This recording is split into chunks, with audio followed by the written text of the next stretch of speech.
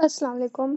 अच्छा, हम लोग कंटिन्यू कर रहे थे विद आवर टॉपिक। हम थैलेसीमिया डिस्कस कर रहे थे। इसमें मैं आपको बता रही थी कि एक तो जो सिस और ट्रांस म्यूटेशन वाला क्वेश्चन है वो आप मेरे साथ शेयर कर दो, क्योंकि वो क्वेश्चन ना इतना कॉमनली पेपर में नहीं आता। ज़्यादा कॉमनली ना आता है सेलुलर लेवल पर, यानी एक क्वेश्चन इस तरह से आता है कि हमने पेरिफेरल स्मेयर की है पेशेंट की, उसमें हमें एनाइजोपोइकिलोसाइटोसिस मिला है, टीयर ड्रॉप सेल्स मिले हैं, आइसोसाइट्स मिले हैं, यानी डिफरेंट डिफरेंट ना वो आपको सेल की शेप्स बताता है कि एक ही स्मेयर के अंदर ना हमने डिफरेंट टाइप्स के सेल देखे हैं। वो आपके पास बेसिकली होती है सिवियर फॉर्म ऑफ थैलेसीमिया में, जब आपकी दोनों जीन्स फॉल्टी हो जाएंगी ना और आपको होमोजाइगस थैलेसीमिया हो, तो उस केस में हमारे पास जो सेल्स होते हैं ना उनकी शेप कंप्लीटली डिस्टॉर्टेड होती है। ठीक है, that is basically alpha thalassaemia. ज्यादातर तो यही सवाल रिपीट आता है। अगर विद रिस्पेक्ट टू म्यूटेशंस कोई क्वेश्चन है ना तो आप मेरे साथ शेयर करो, फिर हम उसको ना क्लास में डिस्कस भी कर लेंगे। ठीक है।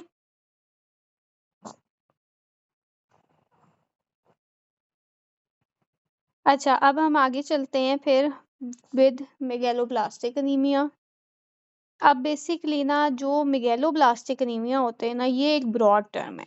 ठीक है, इसका ये मतलब है कि बेसिकली जो आपके आरबीसीज हैं नॉर्मली वो होते हैं बाइकनकेव। ठीक है, यानी इस तरीके से आरबीसीज की शेप होती है। मिगेलोब्लास्ट में क्या होता है कि आरबीसीज का साइज इंक्रीज कर जाता है और वो एक बड़ी सी राउंड सी स्फेरिकल शेप ले लेते हैं, which is greater than there usual normal size. ठीक है, उसको कहते हैं मिगेलोब्लास्ट। अब इसमें ना डिफरेंट डिफरेंट कॉजेज आ सकती हैं, B12 deficiency, folate deficiency, methotrexate basically ना डिजीज मॉडिफाइंग रूमेटिक फीवर का ड्रग होता है, यानी आप रूमेटॉइड आर्थराइटिस में, रूमेटिक फीवर में हम इनमें देते होते हैं मिथोट्रिक्सेट। ठीक है, इसकी भी एक कॉम्प्लिकेशन होती है megaloblastic anaemia. Liver disease, hypothyroidism, alcoholism, Lesch Nyhan syndrome, parietal cell यानी ऑटो इम्यून नीमिया, इन सब में ना आपके पास मेगैलोब्लास्टिक एनीमिया जो है वो एक कॉम्प्लिकेशन आ जाती है। क्यों? क्योंकि आइदर ये फोलेट की डेफिशिएंसी अंडरलाइंग मैकेनिज्म होता है या B12 की डेफिशिएंसी अंडरलाइंग मैकेनिज्म होता है, जिसकी वजह से RBCs are greater than their size which is called megaloblastic anaemia. अब मेगैलोब्लास्टिक एनीमियाज की जो क्लिनिकल फीचर्स हैं उसमें नमनेस आ जाती है, स्किन पिगमेंटेशन यानी ये लेमन येलो स्किन या बीफी रेड टंग हो जाती है, disturbances in balance, peripheral neuropathy. अच्छा, अब ये जो सीएनएस सिम्टम्स होते हैं ना ये आपके पास आते हैं स्पेसिफिकली B12 डेफिशिएंसी एनीमिया में, यानी अगर B12 एनीमिया इन्वॉल्व होगा ना तो फिर आपके पास सीएनएस सिम्टम्स आएंगे। अगर फोलेट डेफिशिएंसी एनीमिया होगा तो उसके अंदर ना सीएनएस सिम्टम्स नहीं आते हमारे पास। ठीक है, एक तो ये फाइंडिंग याद रखनी है। दूसरा लैब डायग्नोसिस पे आ जाओ तो लैब डायग्नोसिस में ना अब उसने आपको इन्वेस्टिगेशंस बता दी हैं, यानी हम सीबीसी भी करा सकते हैं, हम पेरिफेरल स्मेयर भी करा सकते हैं, लेकिन हमने अब देखना है कि हमारे सीपीएसपी के पेपर में ना कॉमनली हमसे क्या पूछा जाता है। ठीक है, अब विद रिस्पेक्ट टू सीपीएसपी ना आपने पेरिफेरल स्मेयर की जो इसकी साइटोलॉजी पेयर होती है ना वो याद रखनी है। हाइपर सेगमेंटेड न्यूट्रोफिल्स होते हैं, ये आपका ना एक एमसीक्यू पॉइंट है। ठीक है, सीरम फोलेट या सीरम B12 लेवल सब करा सकते हैं। Shilling test for B12 deficiency लाजमी याद रखना है। MMA लेवल यानी मिथाइल मेलोनिक एसिड लेवल ये याद रखना है। ठीक है, इंक्रीज होमोसिस्टीन लेवल ये भी याद रखना है। होमोसिस्टीन और मिथाइल मेलोनिक एसिड ये दो मार्कर्स ऐसे हैं जो पेपर में ना वो आपसे पूछ लेता होता है। ठीक है, उसके बाद difference between megaloblastic anaemia of B12 and folate deficiency.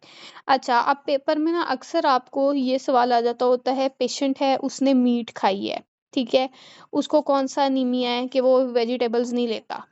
Patient है वो सिर्फ वेजिटेबल्स लेता है, वो मीट ईटर है ही नहीं, उसको कौन सा एनीमिया है।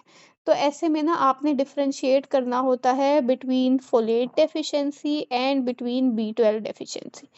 जो लोग सिर्फ वेजिटेबल्स लेते हैं मीट नहीं लेते, ठीक है, उनके अंदर हो जाता है B12। और जो लोग सिर्फ मीट लेते हैं और वेजिटेबल्स नहीं लेते उनके अंदर हो जाता है फोलेट डेफिशिएंसी एनीमिया। मैम ये रिपीट कीजिएगा प्लीज। जो पेपर के अंदर अगर आपको स्टेम आता है, ठीक है, उस स्टेम में आपको ये लिखा हुआ है कि पेशेंट है, उसने ग्रीन लीफी वेजिटेबल्स ली हैं और वो उसने मीट नहीं खाई, यानी वो वेजिटेरियन है, तो उस पेशेंट में B12 डेफिशिएंसी एनीमिया होगा। ठीक है, B12 जिसको सिर्फ वेजिटेबल डाइट मिली है, मीट नहीं मिली। ठीक है, और फोलेट है जिसने मीट ली है, वेजिटेबल नहीं ली। इसको याद रखने का ना दो तरीके हैं, या तो आप ये याद रख लो कि मीट के अंदर B12 होता है, जो मीट नहीं लेगा उसको B12 डेफिशिएंसी हो जाएगा, या आप ये याद रख लो कि जो वेजिटेबल्स लेगा उसको B12 डेफिशिएंसी होगा क्योंकि वो मीट नहीं लेगा। ठीक है, ठीक है। ये बेसिकली ना ये आपकी बुक में भी लिखा हुआ है, पॉइंट मैं आपको बता देती हूँ अगर थोड़ा सा कंफ्यूजिंग लग गया है तो। ये लास्ट वाला पॉइंट है, ठीक है, डिफरेंसेस में लास्ट वाला पॉइंट है। डिफरेंसेस भी एक दफ़ा देख लेते हैं। अगर विटामिन B12 डेफिशिएंसी में इंक्रीज लेवल होता है यूरिन MMA का, ठीक है, मोस्ट सेंसिटिव टेस्ट होता है ये for B12, while urinary MMA जो होता है ना वो नॉर्मल होता है फॉलिक एसिड के अंदर। ठीक है, एक तो ये डिफरेंस हो गया, ये तीनों पास पेपर में आए हुए हैं डिफरेंसेस। फिर दूसरी चीज जो मैंने आपको बताई थी कि B12 में न्यूरोलॉजिकल सिम्टम्स होते हैं, फोलेट में नहीं होते। ठीक है, और तीसरी चीज आ जाती है डाइट पे।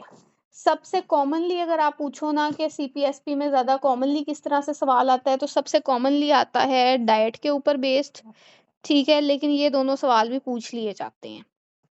फिर बोन मैरो फाइंडिंग्स पे आ जाओ, हाइपर सेलुलर बोन मैरो होता है। ठीक है, मेगेलोब्लास्टिक एरिथ्रॉइड्स होते हैं इसके अंदर। एरिथ्रॉइड्स बेसिकली होते हैं कि जो फुल्ली डेवलप्ड आरबीसीज नहीं ना अभी बने होते, ठीक है, उनको कहते हैं एरिथ्रॉइड्स, यानी अभी ये अपनी डेवलपिंग स्टेज पे ही होते हैं। तो ये बेसिकली ना आपके पास मिगेलोब्लास्ट की फॉर्म में आ जाते हैं। ठीक है, इसको हम कहते हैं मिगेलोब्लास्टिक एरिथ्रॉइड। ठीक है, ग्रेनुलोसाइट हाइपरप्लेजिया होता है, जॉइंट मेटामाइलोसाइट्स बन जाते हैं इसमें। उसके बाद आपके पास नेक्स्ट आ जाता है परनिशियस एनीमिया। अब बेसिकली परनिशियस एनीमिया क्या है, ये भी ना B12 की ही एक टाइप है परनिशियस एनीमिया। परनिशियस एनीमिया में हमारे पास क्या होता है कि परनिशियस एनीमिया में हमारे पास एनीमिया होता है ऑफ मैच्योरेशन फेलियर, यानी आपके जो आपकी इंट्रिंसिक फैक्टर है ना उसके अगेंस्ट ही ऑटो एंटीबॉडीज बन रही हैं, वो अब इसको डिवेलप नहीं होने दे रही, यानी आपके B12 को ना एब्जॉर्ब नहीं होने दे रही। इस चीज को कह दिया है परनिशियस एनीमिया। परनिशियस एनीमिया का दूसरा आप इसको एंटीबॉडी ऑटो इम्यून एनीमिया भी कह सकते हो। इसमें ऑटो एंटीबॉडीज बनती हैं टू इंट्रिंसिक फैक्टर, ये याद रखना है। परनिशियस एनीमिया होता कब है, क्रॉनिक एट्रोफिक गैस्ट्राइटिस के अंदर। ठीक है, ये याद रखना है, इसमें CD4 और T सेल डिस्ट्रक्शन होती है। ठीक है, pernicious anemia can be differentiated from other cause of B12 deficiency और folate deficiency by achlorhydria। achlorhydria का मतलब है कि HCl जो स्टमक के अंदर होता है ना वो नहीं बनता, यानी स्टमक का अपना जो गैस्ट्रिक एसिड जूस है ना उसकी डिक्रीज हो जाती है। जब आपके पास एट्रोफिक गैस्ट्राइटिस होगा ना तो आपका जो स्टमक होगा ना उसके अंदर का एसिड डिक्रीज हो जाएगा। ठीक है, वही चीज आपको बताई हुई है कि बेसिकली हम गैस्ट्राइटिस को जब डिफरेंशिएट करेंगे ना तो उसी से हम एक डिफरेंशिएटिंग फीचर निकाल सकते हैं हमारे परनिशियस एनीमिया का। ठीक है, यानी बेसिकली उसने आपको ये बताया है कि हम इसको न्यूट्रिशन डेफिशिएंसी से और पैथोलॉजी से कैसे डिफरेंशिएट करते हैं। फिर विटामिन B12 एब्जॉर्प्शन की उसने आपको बात कर दी है। अच्छा, एक तो आयरन डेफिशिएंसी एनीमिया और B12 डेफिशिएंसी एनीमिया, ये दोनों ना बहुत कॉमन भी हैं लेकिन पेपर में रिपीटेड भी यही बहुत ज़्यादा है। ठीक है, यानी कह लो कि जितना जो कुछ चीज़ें होती हैं जो आपके CPSP में ना कॉमनली आती भी हैं और रिपीट भी वो होती हैं अक्सर। ठीक है, तो B12 जो है ना वो ज़रा डिटेल में करना है, इसीलिए उसने ना आपको बुक में भी B12 जो है वो थोड़ा सा कह लो कि डिटेल में दिया है। B12 के एब्जॉर्प्शन का उसने आपको बताया है कि कोबालामिन और इंट्रिंसिक फैक्टर का एक कॉम्प्लेक्स बनता है जो B12 को एब्जॉर्ब करवाता है। ठीक है, कोबालामिन याद करना है। ये जो होता है ना, ये बाइंड करता है two receptors on mucosal surface of ileum. Ileum हमने पढ़ा था कि आइलियम में ना B12 होता है, ठीक है, और फोलेट जो होता है वो जेजुनम के अंदर होता है। तो ये जो बाइंडिंग कॉम्प्लेक्स है ना, ये आपने याद करने हैं, ठीक है। उसके बाद आपने याद करना है कि बेसिकली म्यूकोजल सेल्स के अंदर ये जो बाइंडिंग होती है, it is mediated by calcium ions, ठीक है। B12 is converted into methyl cobalamin. ये आपका एमसीक्यू है। ट्रांस कोबोलामीन इसको ट्रांसपोर्ट करवाता है, ठीक है। ट्रांस कोबोलामीन 1 और 2 दो टाइप्स के होते हैं। Methyl cobalamin is bound to TC1, ठीक है, एंड लेसर डिग्री पे TC2, ठीक है। It is believe that TC1 acts as a repository of B12 while TC2 जो है ना वो टिश्यू अपटेक करवाता है। पेपर में ये एमसीक्यू आए तो ट्रांस कोबोलामीन 2 जो होता है ना, वो बेसिकली करवाता है ट्रांसपोर्टेशन ऑफ B12, ठीक है। विद रिस्पेक्ट टू पेपर जब भी ये आएगा तो ट्रांस कोबोलामीन 2 जो है वही आपकी B12 की जो है ना एब्जॉर्प्शन कराएगा, ठीक है। उसके बाद आपके पास आ जाता है पोर्टल सर्कुलेशन की। उसने बात की है कि ये पोर्टल फाइनली क्या होता है, B12 जाता है लिवर, बोन मैरो और बाकी के सेल्स के अंदर, ठीक है, वहां जाकर के बाइंड करता है। ट्रीटमेंट B12 की IV कोबोलामीन है, ठीक है। अच्छा, अब पेपर में ना अक्सर सवाल आ जाता होता है कि विटामिन B12 की डेफिशिएंसी है एक पेशेंट को, उसको हमने ट्रीटमेंट ऑफ चॉइस क्या देनी है, ठीक है। तो इसमें आपके पास आ जाता है कि अगर आपके पास विटामिन B12 की डेफिशिएंसी है किसी भी पेशेंट को, तो उसको हम ट्रीटमेंट ऑफ चॉइस देते हैं इंजेक्शन ऑफ विटामिन B12, ठीक है। इसको यहाँ पर उसने कोबोलामीन लिख दिया है, ठीक है, पर CPSP जो अपने स्टेटमेंट्स देता है ना, उसमें उसने उसको कोबोलामीन के बजाय ना उसको उसके विटामिन वाले नेम से ही बुलाया है। बेसिकली ये दोनों सेम चीज़ें हैं, ठीक है, ये उसका नाम है, तो उसने उसको उसके विटामिन वाले नाम से ही बुलाया हुआ है, ठीक है। उसके बाद आ जाओ जी नेक्स्ट पेज पे। तो नेक्स्ट अब उसने आपसे जो नेक्स्ट डिजीज डिस्कस किया है ना, वो है पॉलीसाइथेमिया वेरा। अच्छा, अब अभी ना हम डिस्कस कर रहे हैं अनीमियाज, ठीक है। अनीमियाज होते हैं डिक्रीज इन सेल लाइन। जो पॉलीसाइथेमिया है ना, इसमें बेसिकली क्या होता है कि इसमें आपके पास इंक्रीज हो जाता है इन ब्लड कॉन्सेंट्रेशन, ठीक है। विद रिस्पेक्ट टू पॉलीसाइथीमिया इसको यूं समझ लो कि इसमें इजी वर्ड्स में आप कह सकते हो कि अनीमिया के ऑपोजिट काम होता है, ठीक है। ब्लड में सेल्स की जो कंसंट्रेशन होती है ना, वो इंक्रीज कर जाती है, ठीक है। इसको हम कहते हैं पॉलीसाइथीमिया। मैम ये दोबारा बताइएगा प्लीज। अच्छा देखो, जो पॉलीसाइथीमिया होता है ना, इसमें क्या होता है कि ब्लड कंसंट्रेशन इंक्रीज हो गई है। ब्लड कंसंट्रेशन का मतलब है कि जो इसके अंदर के सेल्स हैं ना, बेसिकली वो पॉलीसाइथीमिया के अंदर आपके पास इंक्रीज हो जाते हैं। अनीमिया में हम ये पढ़ते हैं कि अनीमिया में आपके पास सेल लाइंस डिक्रीज हो गई हैं, ठीक है। जबकि पॉलीसाइथीमिया में ये होता है कि आपके पास सेल लाइंस जो हैं वो इंक्रीज हो जाती हैं। There are too many red blood cells in the body, ठीक है। किसमें इंक्रीज होती है मैम? पॉलीसाइथीमिया के अंदर, यानी ये जो अब हम पॉलीसाइथीमिया पढ़ रहे हैं ना, इसके जी मैम। अंदर आपके पास इंक्रीज आ जाता है in the number of your RBCs, ठीक है, कि आरबीसीज पॉलीसाइथीमिया के अंदर इंक्रीज हो जाते हैं। अब इस पॉलीसाइथीमिया की भी ना डिफरेंट कॉजेज होती हैं जिनकी बेसिस पे हम पॉलीसाइथीमिया को डिवाइड कर देते हैं, ठीक है। इन कॉजेज की बेस पर हम क्या करते हैं कि हम पॉलीसाइथीमिया को कैटेगराइज कर देते हैं। हमारे पास पॉलीसाइथीमिया वेरा हो जाता है, फिर पॉलीसाइथीमिया रूबरा हो जाता है। इस तरीके से डिफरेंट हमारे पास सेकेंडरी पॉलीसाइथीमियाज हो जाते हैं। हम कैटेगराइज करते हैं पॉलीसाइथीमिया को on the basis of its causative agent, ठीक है। पर बेसिकली अगर आपने पॉलीसाइथीमिया को एक जनरल टर्म में बताना हो ना किसी को भी कि पॉलीसाइथीमिया क्या है, तो पॉलीसाइथीमिया आपके पास increase number of red blood cells आ जाता है, ठीक है। अब पॉलीसाइथीमिया वेरा क्या होता है? पॉलीसाइथीमिया वेरा होता है जब रेड ब्लड सेल्स इंक्रीज होते हैं ड्यू टू बोन मैरो, ठीक है। बोन मैरो का एक कह लो रेयर टाइप का कैंसर ही होता है ये, कि जिसमें बोन मैरोज जो होते हैं ना वो बहुत ज़्यादा रेड ब्लड सेल्स को प्रोड्यूस करते हैं, ठीक है। इसमें अब क्लिनिकल फीचर्स में क्या आ जाता है, itching after a hot shower, ये आपका एमसीक्यू पॉइंट है, यानी एमसीक्यू के स्टेम के अंदर ही आ जाता होता है, ठीक है। उसके बाद पॉलीसाइथेमिया वेरा में स्प्लीनोमेगैली होती है, ये कैरेक्टरिस्टिक फीचर है। क्यों स्प्लीनोमेगैली होती है, क्योंकि स्प्लीन का भी वर्कलोड बढ़ जाएगा। जब रेड ब्लड सेल्स ज़्यादा होंगे तो स्प्लीन का भी काम ज़्यादा होगा, उसके पास डीनेचर करने वाली जो चीज़ें हैं ना वो ज़्यादा हो जाएंगी, तो इसलिए स्प्लीनोमेगैली हो जाएगी। हेडेक, विजुअल प्रॉब्लम्स, क्योंकि बॉडी में अब ये रेड ब्लड सेल्स की ना कॉन्सेंट्रेशन ज़्यादा हो गई है। अब जहाँ जहाँ पे भी ये सेल्स जाएंगे ना वहाँ वहाँ पर ये कह लो ये ओवरलोड कॉज करेंगे, ठीक है।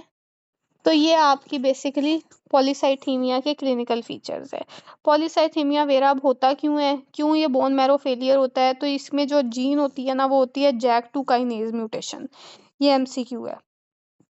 फिर उसने इसकी डेफिनेशन बताई है, increase blood concentration, decrease in erythropoietin. Erythropoietin क्यों डिक्रीज होगा, इसलिए डिक्रीज होगा कि हमारे पास पहले ही बहुत सारे आरबीसीज हैं, अब हमने और नहीं बनाने, तो as a result erythropoietin decrease हो जाएगा, लिम्फोसाइट लेवल डिक्रीज हो जाएगा, increase in basophil cell increase हो जाएगा, कोबाल्ट जिसकी हाफ लाइफ ये कोबाल्ट की याद करनी है, ठीक है, ये भी पॉलीसाइथीमिया वेरा कॉज करता है, ठीक। अच्छा, उसके बाद नेक्स्ट आपके पास आता है कि इंक्रीज कार्डियक आउटपुट हो जाता है। अच्छा, अब कार्डियक आउटपुट कैसे इंक्रीज होता है कि आपके पास ये चीज होती है कि देखो आरबीसीज ना ज्यादा हो गई हैं, ठीक है। तो इंक्रीज आरबीसीज को अब बॉडी में भी तो जगह जगह पे पहुंचाना है ना, तो उसके लिए कार्डियक आउटपुट भी इंक्रीज हो जाता है, ठीक है। प्लेटलेट काउंट भी एज अ रिजल्ट, क्योंकि ओवरऑल तो ये बोन मैरो फेलियर है तो प्लेटलेट काउंट भी इंक्रीज हो जाएगा, ठीक है। फिर आपके पास सेकेंडरी पॉलीसाइथीमिया आता है, ठीक है। सेकेंडरी पॉलीसाइथीमिया बेसिकली एक डिफरेंट चीज़ है, पॉलीसाइथीमिया वेरा डिफरेंट है, सेकेंडरी पॉलीसाइथीमिया डिफरेंट है। पॉलीसाइथीमिया वेरा जो है ना ये आपके पास हुआ था बोन मैरो की मिस प्रोडक्शन की वजह से, ठीक है, यानी बोन मैरो बहुत सारे आरबीसीज बना रहा था, क्यों, क्योंकि उसके अंदर उसकी अपनी जीन की म्यूटेशन थी, ठीक है। अब सेकेंडरी पॉलीसाइथीमिया के अंदर आपके पास क्या होगा कि इरिथ्रोपोइटिन इंक्रीज हो जाएगा किसी अंडरलाइंग डिजीज की वजह से, जिसकी वजह से आरबीसी ज्यादा बन रहे हैं, ठीक है। इसमें आपके पास सबसे कॉमन एग्जांपल आती है रीनल सेल कैंसर की, कि रीनल सेल कैंसर में ज़्यादा प्रोडक्शन होगी ऑफ रीनल सेल्स। कैंसर क्या है, कैंसर है एबनॉर्मल प्रोडक्शन ऑफ सेल्स, के ज़्यादा हो जाता है सेल नंबर, तो उसमें एरिथ्रोपोइटिन लेवल भी ज़्यादा हो जाएगा, ठीक है। एरिथ्रोपोइटिन ज़्यादा होगा तो आरबीसीज भी ज़्यादा बनेंगे। या फिर दूसरी एग्जांपल आपके पास आती है pack cell volume greater than 40। इसका क्या मतलब है, इसका ये मतलब है कि हमने जब लेक्चर के स्टार्ट में याद है किया था सेल्स, पैक सेल्स होते हैं आपके पास number of red blood cells only, ठीक है। इसमें कोई प्लाज्मा कोई वाटर की बात नहीं हो रही। अगर हम किसी पेशेंट को ही सपोज पैक सेल लगा देते हैं और ज़्यादा सारे आरबीसी ट्रांसफ्यूज कर देते हैं, उसको भी वक्ती तौर पे पॉलीसाइथीमिया हो जाता है, ठीक है। तो ये सेकेंडरी पॉलीसाइथीमिया की कॉजेज हैं, जिसमें बोन मैरो का कोई मसला नहीं है लेकिन पेशेंट को पॉलीसाइथीमिया हो जाता है। उसके बाद आपके पास नेक्स्ट जो चीज़ आती है वो आपके पास आती है G6PD की डेफिशिएंसी। G6PD क्या है, G6PD आपके पास बेसिकली एक एंजाइम आ जाता है, ठीक है। अब इस एंजाइम की जब डेफिशिएंसी हो जाती है ना तो फिर उसको हम कहते हैं G6PD deficiency anaemia. G6PD basically अब ये एक्स लिंक रिसेसिव डिसऑर्डर है, ये याद करना है, मेल्स में होता है। Most common enzyme related haemolytic anaemia होता है। इसके अंदर आरबीसीज की क्या अपेयरेंस होती है, bite cell, Heinz bodies. Mostly ये ड्रग इंड्यूस्ड होता है और सेल्फ लिमिटिंग होता है, ठीक है, क्या खुद ही खत्म भी हो जाता है। All individuals with favism, favism basically होता है के haemolytic response to use of broad beans, fava beans होते हैं, एक टाइप का बीन होता है, ठीक है। उनमें भी ये हो जाता है G6PD deficiency. Basically glucose 6 phosphate dehydrogenase enzyme होता है ये एंजाइम इन्वॉल्व होता है आपके आरबीसीज की मेकिंग के अंदर। जब ये एंजाइम की डेफिशिएंसी होगी तो अनीमिया हो जाएगा। ये अनीमिया होता है डिफरेंट डिफरेंट कॉजेज़ की वजह से। कई लोगों में ऐसा भी होता है कि उनको ये फेवा बीन्स की कह लो एक किस्म की एलर्जी होती है। जब वो ये फेवा बीन्स कंज्यूम करते हैं तो उनको भी इस एंजाइम की डेफिशिएंसी हो जाती है और एंजाइम की डेफिशिएंसी की वजह से फिर उनको अनीमिया हो जाता है। ठीक है, ये है G6PD डेफिशिएंसी एनीमिया। यूजुअली ये सेल्फ लिमिटिंग होता है तो इसके लिए हमें कोई ट्रीटमेंट देने की ज़रूरत नहीं पड़ती।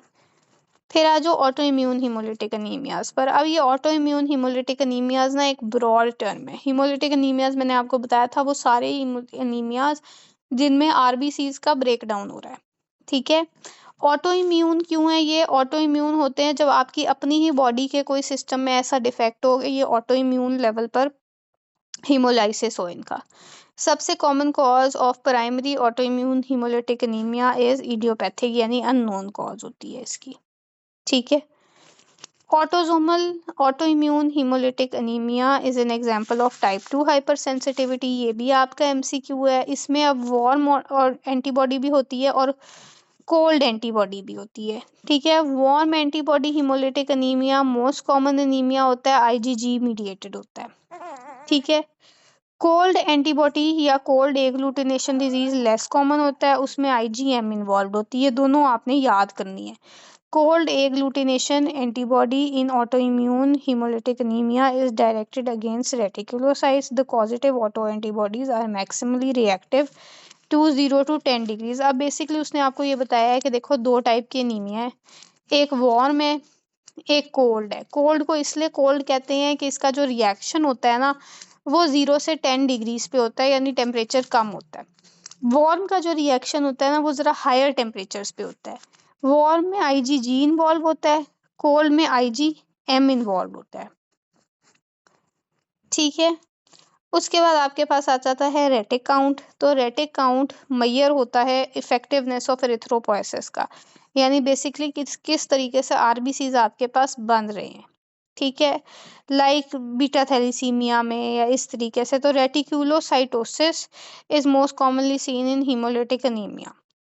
ठीक है, intravascular haemolysis is diagnosed by reticulocytosis, यानी आपके पास रेटिक काउंट जो है वो बढ़ जाएगा। ठीक है, chronic haemolysis can lead to accumulation of endogenous pigment in the body called haemosiderin. ये हीमोसिड्रिन का कॉन्सेप्ट भी हम कल डिस्कस कर चुके हैं। एक्सेस आयरन जो टिश्यू डैमेज नहीं कर रही होती ना उसको हम हीमोसिड्रिस कहते हैं। ठीक है, ये आपका एक हीमोलिटिक अनीमिया का ब्रेकडाउन है। पेपर के लिए हीमोलिटिक अनीमियाज में सिर्फ इतना पता होना चाहिए कि वार्म और कोल्ड का डिफरेंस आपको पता हो। ठीक है, ये आपके पेपर के लिए मोर देन इनफ है। दूसरी चीज़ जो यहाँ मेंशन नहीं की गई है, पीछे मेंशन की थी, कूम्स टेस्ट होता है हमारे पास फॉर हीमोलिटिक अनीमिया। ठीक है, ये एमसीक्यू आता है। हीमोलिटिक अनीमियाज का टेस्ट ऑफ चॉइस या investigation of choice is Coombs test. ठीक है, इसके बाद नेक्स्ट आ जाओ। तो नेक्स्ट उसने आपको ना लुकीमियाज दे दिए हैं। यहाँ तक ना अनीमियाज उसने फिनिश कर दिए हैं और नेक्स्ट उसने अब आपको देती हैं लुकीमियाज। ठीक है, सबसे पहले तो आपने ये जो ट्रांसलोकेशन है ये याद करनी है। ठीक है, इसके साथ ही दो और लिख लो, एक एविंग्स की हम लोगों ने की है ऑन्कोलॉजी बोन वाले चैप्टर के अंदर। ठीक है, वहाँ पर एविंग्स सार्कोमा की भी लिखी हुई है। ये और एविंग्स की आपने याद करनी है ट्रांसलोकेशन। ठीक है, ये पेपर में अक्सर पूछ ले जाती हैं ट्रांसलोकेशंस और साथ में इनकी म्यूटेशंस। ठीक है, अब बर्किट लिम्फोमा में ना c-MYC जीन की म्यूटेशन होती है। ये चीज़ याद रखनी है कि जो आपके पास न्यूरोब्लास्टोमा होता है ना उसके अंदर आपके पास n-MYC जीन होती है, इनको कंफ्यूज नहीं करना। ठीक है, ये भी साथ ही इधर ही ऐड कर लो ताकि आप लोगों को एक ही जगह पर लिखी हुई मिल जाए। दो चीज़ें मैंने आपसे ऐड कराई हैं, नेम ऑफ डिजीजेस में मैंने आपसे एविंग्स सार्कोमा ऐड करवाया है और क्रोमोसोमल ट्रांसलोकेशंस के अंदर मैंने आपसे n-MYC जीन ऐड करवाई है। n-MYC जीन जो होती है वो न्यूरोब्लास्टोमा के अंदर होती है। ठीक है, और सी मिक्स जो होती है वो आपके पास होती है बर्केट लिम्फोमा के अंदर। ठीक है, अब इनको डिजीजेस को, मैम ये रिपीट करवा दें। बर्केट लिम्फोमा की जीन है सीमिक जीन, और न्यूरोब्लास्टोमा, न्यूरोब्लास्टोमा ना ट्यूमर होता है, ठीक है, उसकी जीन जो होती है वो होती है एनमिक जीन, एन से न्यूरोब्लास्टोमा, एन से एनमिक। ठीक है, दोनों के नाम में सिर्फ एक लेटर का फर्क है, सी और एन का, इसलिए मैं ये यहाँ ऐड करा रही हूँ कि कंफ्यूज नहीं होना। दूसरा ये ठीक आपका है। सेल्फ स्टडी है कि आपने जो बोन वाले चैप्टर में हमने एविंग सार्कोमा किया था ना, उसका आप लोगों ने ट्रांसलोकेशन भी यहीं पर लिखनी है। ठीक है, एविंग सार्कोमा की भी याद करनी है, क्योंकि एविंग सार्कोमा की ट्रांसलोकेशन और ये 4 ट्रांसलोकेशन जो यहाँ दी हुई है ना, ये आपको पेपर में आ जाती होती हैं। ठीक है, डायरेक्टली वो पूछ लेता होता है कि ये वाली जो ट्रांसलोकेशन है ये किस चीज़ की है या कौन से डिजीज की है। मैम इसका तो वो है ना T1122 यूइंग हाँ सार्कोमा का। हाँ, 1122 है एविंग सार्कोमा का। ठीक है, ठीक है, थैंक यू मैम। अच्छा, उसके बाद आपके पास आ जाते हैं लुकीमियाज। लुकीमियाज बेसिकली क्या है? लुकीमियाज कैंसर हैं ऑफ डब्ल्यूबीसी सेल्स। ठीक है, वाइट ब्लड सेल्स की एबनॉर्मल प्रोडक्शन को कहा जाता है ल्यूकीमियाज। ल्यूकीमियाज को अब 4 टाइप्स में डिवाइड किया जाता है, एएमएल, सीएमएल, सीएलएल और एएलएल। ठीक है, एक्यूट लिम्फोब्लास्टिक ल्यूकीमिया, ये 4 टाइप्स होती हैं ल्यूकीमिया की। ठीक है, इधर आपको 3 मेंशन की गई हैं, लेकिन जो आपकी डबल ए है ना, उसमें आपको चारों के थोड़े थोड़े कैरेक्टरिस्टिक्स लिखे हुए हैं, तो आपने ना ये डबल ए से भी पढ़ना है। सबसे पहले आ जाओ एएमएल पे। तो AML basically acute myeloid leukaemia है। इसके अंदर आपको जो स्मेयर पर अपीयरेंस मिलती है ना, वो आपको मिलती है ऑफ आवर रॉड्स। ठीक है, आवर रॉड्स में क्या होते हैं? फ्यूज एजूरोफिलिक ग्रेन्यूल्स होते हैं। फिर ये होता है माइलोपेरोक्सिडेज और एस्टरेज पॉजिटिव। ये ना बेसिकली माइलोपेरोक्सिडेज और एस्टरेज जो है ना, ये आपके कह लो के एंजाइम्स हैं। इन एंजाइम्स के साथ हम रिएक्शन करवाते हैं और उस रिएक्शन में हमें पॉजिटिविटी मिलती है, तो इसलिए हम इनको कहते हैं कि ये इस रिएक्शन से ना पॉजिटिव है ये वाले आपके लुकीमियास। ठीक है, उसके बाद आपके पास नेक्स्ट जो चीज़ आ जाती है ना, वो आपके पास आ जाती है गम हाइपरट्रॉफी। अब ये फीचर्स हैं उसने आपको दे दी हैं। बेसिकली क्या होगा, देखो लुकीमिया में ना एबनॉर्मल प्रोडक्शन हो रही है डब्ल्यूबीसीज की, लेकिन अब जैसे एबनॉर्मल प्रोडक्शन होती है ना, तो इसमें आपका इम्यून सिस्टम भी इफेक्ट होता है, क्योंकि वो जो डब्ल्यूबीसीज प्रोड्यूस हो रहे होते हैं ना, वो नॉर्मल डब्ल्यूबीसीज की तरह नहीं होते। और दूसरी चीज़ एक ये भी होती है कि अब आपकी बॉडी को भी पता है कि ल्यूकीमिया के अंदर हमारे पास अब डब्ल्यूबीसी ज़्यादा हो गए हैं, तो हमारी बॉडी क्या करती है? हमारी बॉडी ना उन डब्ल्यूबीसी को ख़त्म करने की भी कोशिश करती है। तो इवेंचुअली इस सब में क्या होता है? इस सब में आपका जो इम्यून सिस्टम होता है ना, वो सफ़र करता है। पेशेंट प्रोन होता है टू इन्फेक्शंस। ऐसे पेशेंट्स में इन्फेक्शन ज़्यादा हो जाती हैं, हर टाइम वो बीमार रहता है, फीवर हो जाता है उसको, फटीग होती है, लिम्फेडिनोपैथी हो जाती है, वेट लॉस हो जाता है। ये सारे कॉमन सिम्टम्स हैं ऑफ लुकीमियाज। ठीक है, एएमएल के अंदर क्या होता है? एक्यूट माइलॉइड लुकीमिया के अंदर क्या होता है कि आपके पास जो डब्ल्यूबीसी सेल्स जो होते हैं ना प्रोलिफरेट, उनमें एक स्पेशल कैरेक्टरिस्टिक अपीयरेंस होती है आवर रॉड्स की। 2 एंजाइम्स उसके अंदर पॉजिटिव होते हैं, साथ उसमें क्या होता है? गम हाइपरट्रॉफी होती है अगर एडल्ट्स हैं। डीआईसी कॉमन प्रेजेंटेशन होती है, डिसेमिनेटेड इंट्रावैस्कुलर कोएगुलेशन। ठीक है, साथ AML is also associated with down syndrome. ठीक है, एएमएल जो होता है ना, वो डाउन सिंड्रोम वाले बच्चों में भी बड़ा कॉमन होता है। उसके बाद नेक्स्ट आपके पास आता है सीएमएल। सीएमएल के अंदर क्या होता है कि डब्ल्यूबीसी, ये सारे जो लुकीमियाज है ना, इनको ये जो क्लासिफिकेशन दी है ना, ये बेसिस ऑफ हिस्टोलॉजी पे दी हुई है। सीएमएल के अंदर क्या होता है कि ब्लू हिस्टोसाइट्स होते हैं, और इसमें जो एंजाइम होता है ना, वो होता है ल्यूकोसाइट एल्कलाइन फॉस्फेटेज, वो इसमें नेगेटिव आ जाता है। ठीक है, यानी ये जो लैप एंजाइम होता है ना, ये इसका एक मार्कर कह लो कि इससे हमें पता चलता है कि ये इसमें नेगेटिव होता है। ठीक है। उसके बाद आपके पास आता है ल्यूकोसाइटोसिस, यानी इसमें क्या हो गया कि ल्यूकोसाइट्स ज़्यादा हो गए हैं। Increase in serum uric acid level, it is associated with Philadelphia chromosome. ये क्रोमोसोम याद रखना है, इसकी जीन याद रखनी है। इसमें मैसिव स्प्लीनोमेगैली होती है, ये भी एक इसका डिफरेंशिएटिंग फीचर है। फिर आ जाओ CLL पर। क्रोनिक लिम्फोसिटिक ल्यूकीमिया में क्या होता है, स्मद सेल्स होते हैं। ये स्मद सेल्स का दूसरे एक अपीयरेंस होती है पैराशूट लाइक सेल्स। ये होते हैं फ्रेजाइल ल्यूकीमिक सेल्स होते हैं। फिर इसमें क्या होता है, generalise painless lymphadenopathy, weight loss. CD19, 20 और 23 इसके मार्कर्स हैं। ये मार्कर्स लाजमी याद करने, ये पेपर में आ जाते होते हैं। ठीक है। It is associated with auto immune haemolytic anaemia. ठीक है। Basically auto immune haemolytic anaemia जिनको होते हैं ना, उनमें ऑटो इम्यून डेफिशिएंसी होती है। तो उन्हीं पेशेंट्स के अंदर ना आपको ये चीज़ भी मिल जाती है कि इसमें आपको CLL की भी एक वेरिएशन मिल जाती है। ठीक है।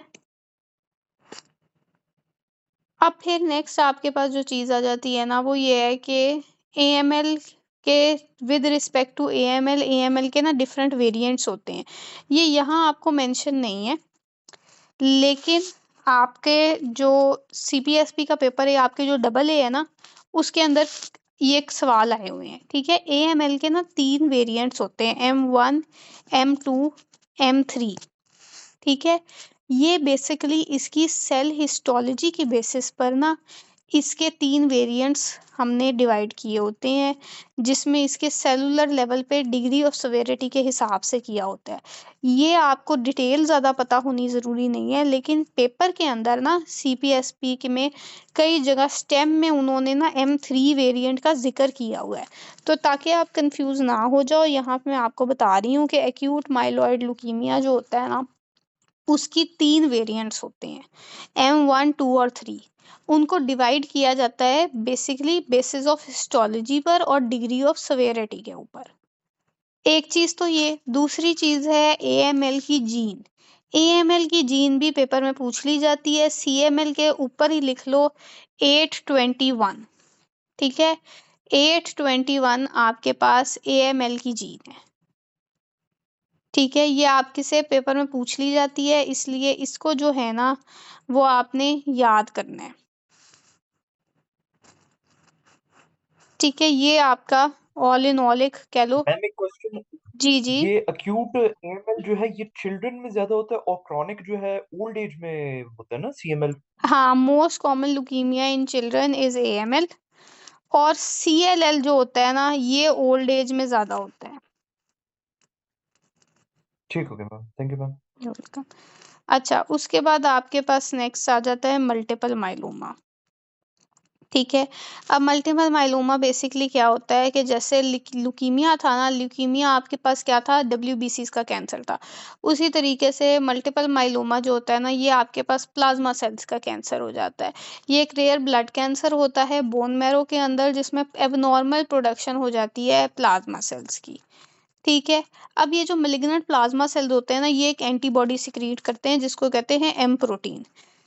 वो एम प्रोटीन जब ज़्यादा होता है तो उसकी वजह से हम कहते हैं कि बॉडी के अंदर एक स्पाइक आई है एम प्रोटीन की। ठीक है। ये चीज़ को याद रखना है। अब हम इसके मैं MCQs आपको मार्क कराती हूँ। मल्टीपल माइलोमा में एम प्रोटीन स्पाइक MCQ है। ये एम प्रोटीन और प्लाज्मा सेल्स जब एबनॉर्मली प्रोड्यूस होते हैं ना, देखो ज़्यादा सारे प्लाज्मा सेल्स प्रोड्यूस हुए एक के ऊपर एक, तो ये एक स्टैक ऑफ कॉइन की अपीयरेंस देता है। ये चीज़ आपको बताई गई है। ठीक है।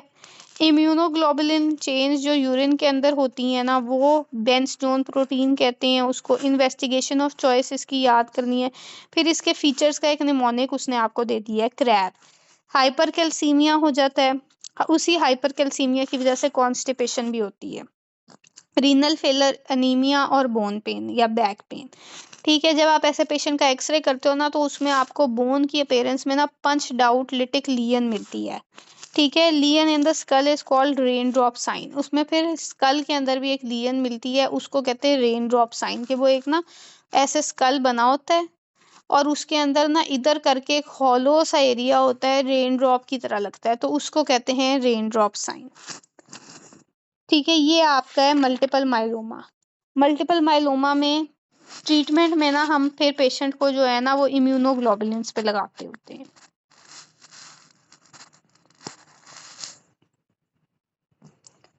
उसके बाद नेक्स्ट आपके पास आ जाते हैं लिम्फोमास। लिम्फोमास बेसिकली आपके पास कैंसर हैं ऑफ लिम्फेटिक सिस्टम, ठीक है, यानी cancer of lymph nodes and lymphocytes is called lymphoma. उसमें अब लिम्फोमास के अंदर आपको एक स्पेसिफिक अपीयरेंस मिलती है जिसको कहते हैं रीड-स्टर्नबर्ग सेल। लिम्फोमा को दो टाइप्स में डिवाइड किया जाता है, हॉजकिन लिम्फोमा और नॉन हॉजकिन लिम्फोमा, ठीक है। हॉजकिन लिम्फोमा की एक स्पेसिफिक कैरेक्टरिस्टिक होती है कि इसके अंदर स्पेशल सेल्स होते हैं Reed Sternberg cells which are derived from B cells, ठीक है। ये आपको पता होना चाहिए। साथ हॉजकिन लिम्फोमा का ये मार्कर, एक पीछे मैंने मार्कर मार्क करवाया है CLL का, और अब ये दूसरे मार्कर्स हैं हॉजकिन लिम्फोमा के, ये पेपर में बड़े कॉमनली आते होते हैं, ये आपने याद रखने हैं, ठीक है। उसके बाद आ जाओ हॉजकिन लिम्फोमा इटसेल्फ पे। तो हॉजकिन लिम्फोमा बेसिकली सबसे कॉमन, नॉन हॉजकिन लिम्फोमास जो हैं वो ज़्यादा कॉमन है, और हॉजकिन सबसे कॉमन है, और हॉजकिन के अंदर नोड्यूलर स्क्लेरोसिस सबसे ज़्यादा कॉमन है, ठीक है। Non Hodgkin lymphoma most common, while Hodgkin lymphoma 40% में से नोड्यूलर स्क्लेरोसिस इसकी सबसे कॉमन टाइप है। उसके बाद आपके पास आ जाता है हॉजकिन लिम्फोमा कॉमनली कौन से नोड्स को इफेक्ट करते हैं, तो सर्वाइकल नोड्स को। अब हॉजकिन लिम्फोमा की जब हम ट्रीटमेंट करते हैं ना तो हमारे पास एक कॉम्प्लिकेशन आ जाती है ऑफ लुकीमियाज, और उसमें सबसे commonest type of leukaemia which appears after the treatment of Hodgkin lymphoma is AML, ठीक है, ये आपका MCQ है। हाइपर इयोसिनोफिलिया हो जाता है इसके अंदर, फिर इसकी आपके पास टाइप्स आ जाती हैं, ठीक है।